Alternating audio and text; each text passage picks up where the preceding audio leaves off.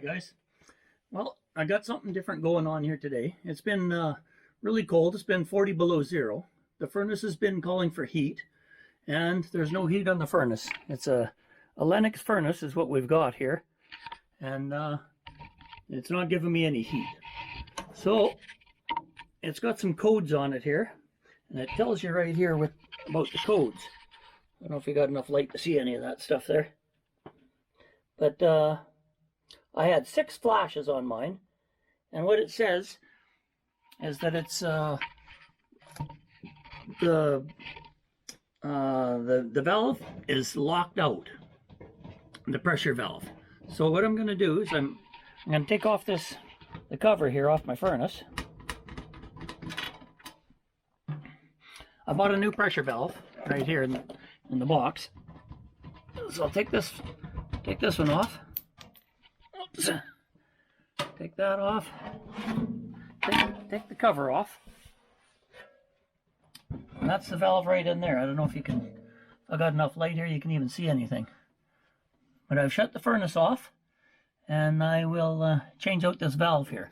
So I'll pull off these wires here. If I can get it off. Hold on. I'd have to put you right there. Okay, I'll see if I can get this wire off here. I could take that one off. I'll take that one off here. Let me compare that one to this one. There's the old one. Here's the new one. Well, it's got looks like the plugs go in different spots here, and these are going in different spots. But hopefully it's going to work out. Got 2 wires going in, 2 hoses coming in. This one's got place for 2 wires, 2 hoses.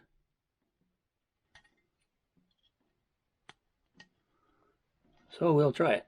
Put that up there. Take the hose off. Take the other hose off. See if I can get these little wires off. They don't want to come off there. I'm going to have to get on the bottom. Hold on, guys. I'll be back.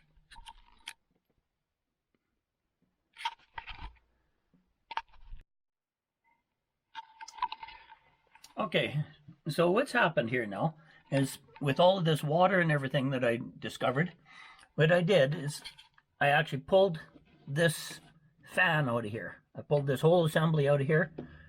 It was full of water. I dumped the water out of that thing because it was all coming through here and backing up. What this over here is, this is a P-trap. So it takes the condensation out of here, comes through here, goes down, and then heads to the drain, of course. So this is a vent on here. So what actually happened when I took this cap off, this was full of crud and grunge and stuff under here. So I taped up that end of the drain, and I taped up, here's a vent that comes up here. I taped up this vent, stuck the shop vac on here, and sucked out a bunch of crud out of that P-trap there.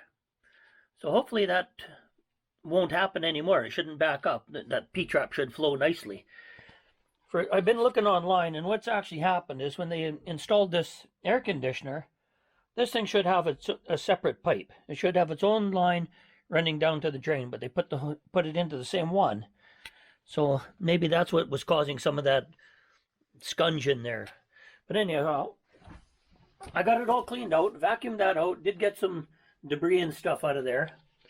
Took this pump out of here, dumped it out, and put it back in. And I'm going to put put the new controller on here and see how that goes. So maybe I don't know if you can see it right there or not. Okay, so I'll take let's put the hoses on first. So I'll put the hoses on first. And they're labeled too. It's got a plus, plus, minus, minus on these hoses, so you know which ones they should be going on. And put these wires back on here. Take this one, put it on there. Stick it back in this little slot there.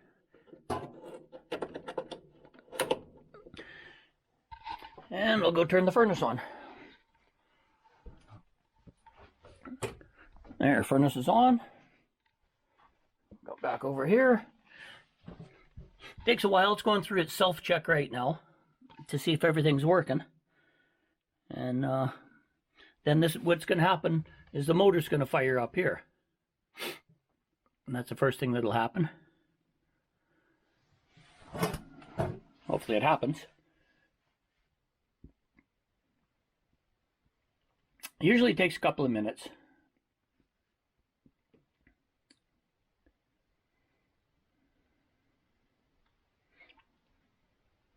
No, not much is happening. Oh, there it goes. Now it's firing up.